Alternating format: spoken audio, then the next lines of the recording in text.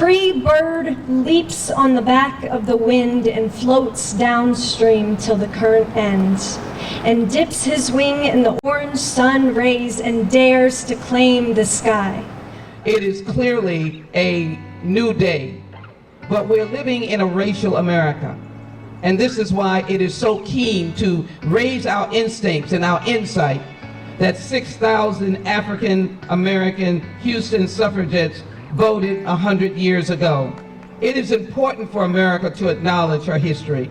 But this bright light that 100 years ago, 6,000 Houston suffragettes took the responsibility and let the light shine on them and said the word freedom, freedom. And so I have the privilege as the mayor, the 62nd mayor of the city of Houston, someone who's standing on the shoulders of those women who stood in the gap and fought 100 years ago.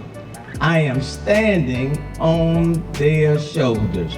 Quite frankly, I wouldn't be mayor here today without that history 100 years ago. Milam and Clay, that's where they voted.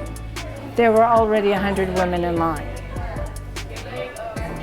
But half of the poll workers didn't show up. This is the messaging we have in Houston because this is 100 years ago. The white women had a lawsuit that enabled 6,000 African American women to vote, 14,000 women in total, 8,000 black women.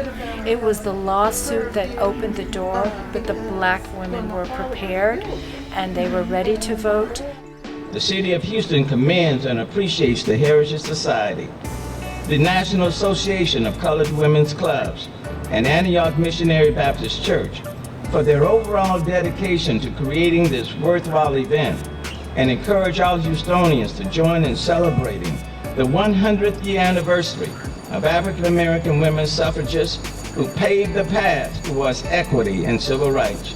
And so therefore I, Sylvester Turner, Mayor of City of Houston, hereby proudly proclaim this day, May 28, 2021, as Houston Black Suffragist Day in Houston, Texas. The caged bird sings with a fearful trill of things unknown, but longed for still, and his tune is heard on the distant hill, for the caged bird sings of freedom.